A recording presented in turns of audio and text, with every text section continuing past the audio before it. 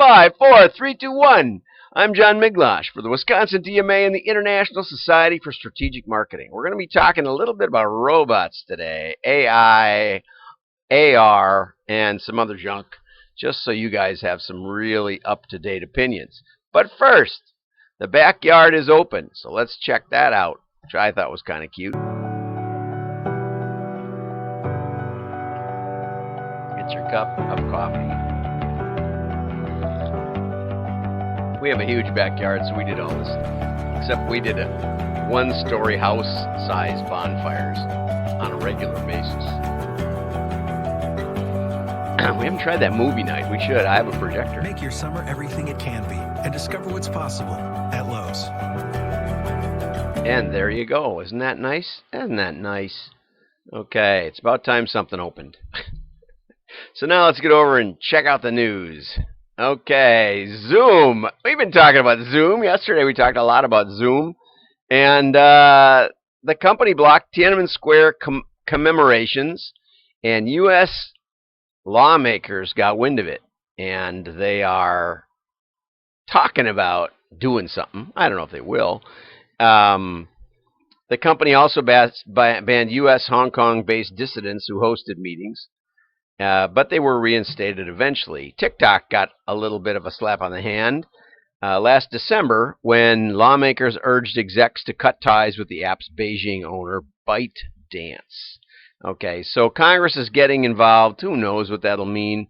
Meanwhile, Zoom is developing a tool to block individuals based on geography. So the U.S. Tiananmen Square commemorators would be able to be on Zoom, but the ones in China couldn't log into it. They would be banned from the meeting automatically by default. And, you know, those are touchy sort of things. I don't use Zoom. I tell people, nope, not using Zoom. I'm not sure Skype is any better. I'm not sure Google Meet or Microsoft Meetings, but, you know,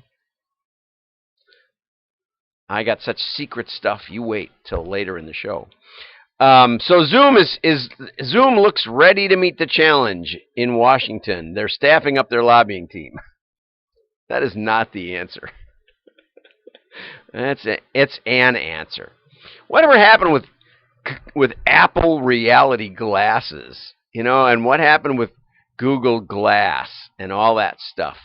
Nothing, right? So Apple's kind of focusing on the glasses now and just getting you good prescription glasses. There's all sorts of trouble when you try to take that headset and put it into glasses because the headset only has a really small field of vision for the AR glasses. Augmented reality, not artificial reality. I was corrected by a viewer. But anyway, so maybe they will, maybe they won't, and maybe it'll be helpful and maybe it'll be distracting. And, you know, there's a lot of challenges, like how long does the battery last? How do you keep the glasses from heating up? There's just, you know, I'm not saying they won't get there. You know, I remember when touch screens first came out. And took a long time for that to get the kinks pounded out, and it still probably isn't. Okay, so whatever happened to augmented reality revolution? And this one was a follow-up on Apple's stuff. And we've been promised a lot of stuff. And guess what? We haven't seen much. But one of our filters on Instagram, I think it was Instagram, was it? Trying to figure it out.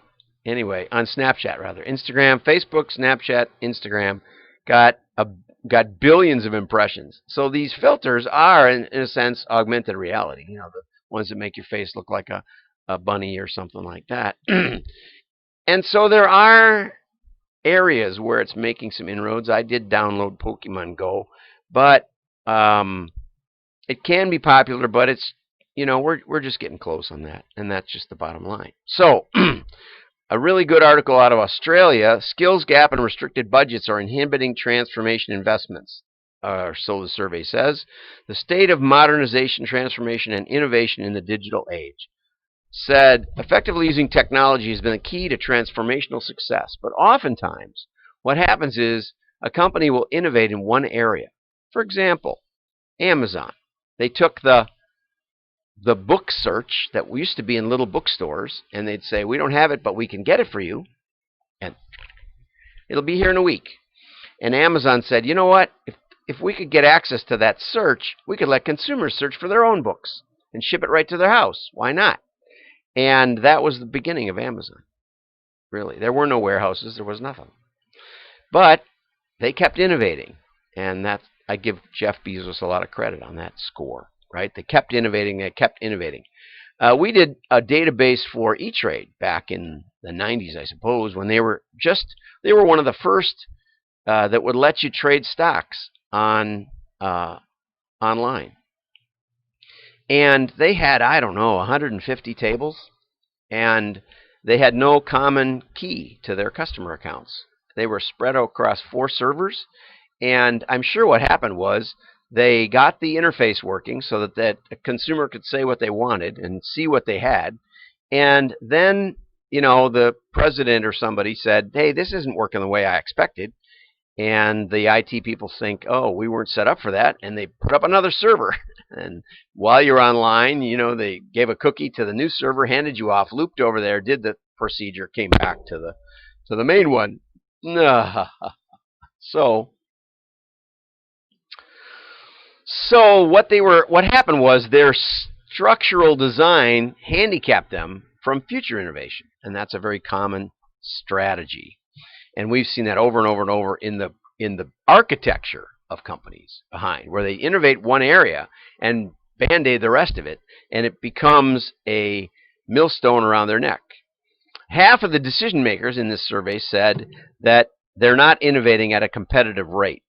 And the 2 limiting factors were insufficient in-house skills, 41%, followed by a restrictive budget, 31%. Okay? Well, the restrictive budget is cured by making money with the innovations as fast as possible, and the in-house skills is supplemented by outside skills. And we can help you with both of those things. If you want to make money with machine learning on your customer file, that's what we've been doing for 25 years as pioneers and now as continued innovators. Just put that plug in. But most of that innovation comes from the CEO, so if you're a CEO, I'd love to talk to you. If you're a list manager, not as much.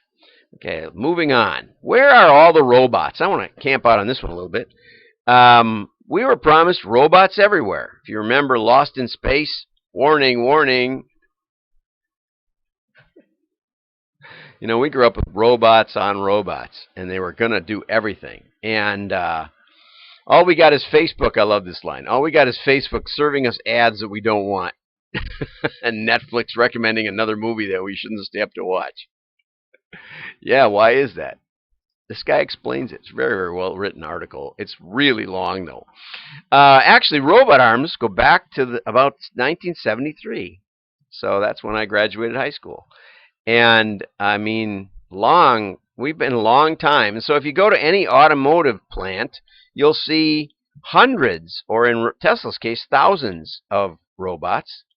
They work insanely well, pick up massive payloads like a full car, and have the precision sometimes up to a millimeter or down to a millimeter. That's like nothing.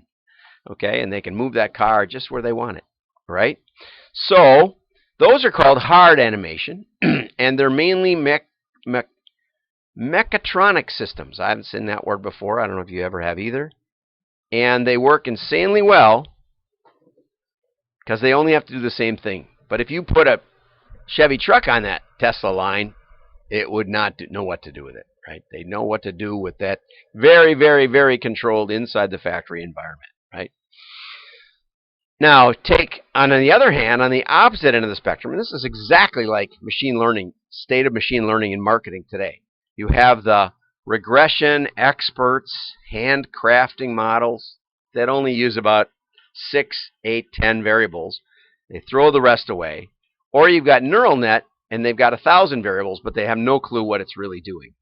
And so this is more like the regression model, where upwards of 40% of deaths in hospitals are correlated with a mistake that a physician makes. So patients are paying extra for robotic surgeries, and the hospitals are buying them in droves. So a surgeon can, like on a video game, can do surgery on you but you're in the controlled environment. The robot simplifies his movements, lets him adjust. Maybe it gives him a Control Z and he can undo. No, I don't think so. But anyway, so here's the thing. But as soon as you make factory automation robots think for themselves, or have the surgical robot make decisions without human supervision, the systems break down. We don't see robots in uncontrolled environments. And this is exactly the way it's working in marketing AI. So we'll have a webinar. I think we're going to do it probably early next week, Tuesday of next week, a week from today. We're going to be doing a webinar on how you can leverage machine learning. We ran 3 tests. The results all came in 2020, so this is not 20 years ago when we were inventing this stuff. And the average increase was 160% over the clients' customer segmentation models. Enough for today. I'm John Miglosh. Like and share. Your friends will think you're smart. Bye-bye.